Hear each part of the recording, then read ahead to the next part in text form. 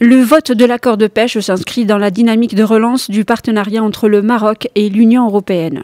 Ce texte voté par 17 voix pour, 7 contre et 2 abstentions reflète la position de la majorité des groupes politiques représentés au sein du Parlement européen.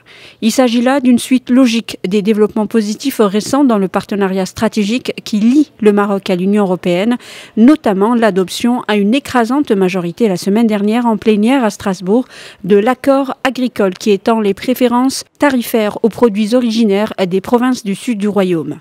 L'accord de pêche entre le Maroc et l'Union européenne qui fixe les conditions d'accès pour la flotte européenne et prévoit les exigences d'une pêche durable a été signé le 14 janvier à Bruxelles.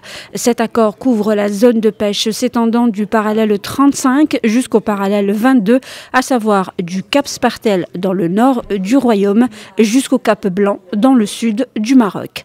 Il précise entre autres les zones de pêche et les conditions d'accès pour la flotte européenne avec une augmentation de la contrepartie financière qui passera d'une moyenne annuelle de 40 millions d'euros à plus de 52 millions d'euros, ce qui représente une hausse de 30%. L'accord comprend également des dispositions visant à optimiser les retombées et les bénéfices pour les populations locales des zones concernées. Il prévoit aussi des exigences techniques visant la préservation de la durabilité des ressources halieutiques et la protection de l'environnement marin. Ce vote décisif au sein de cette commission qui statue sur les questions de fond est l'ultime étape au niveau des commissions spécialisées du Parlement européen avant l'adoption finale en session plénière qui devrait intervenir en février prochain.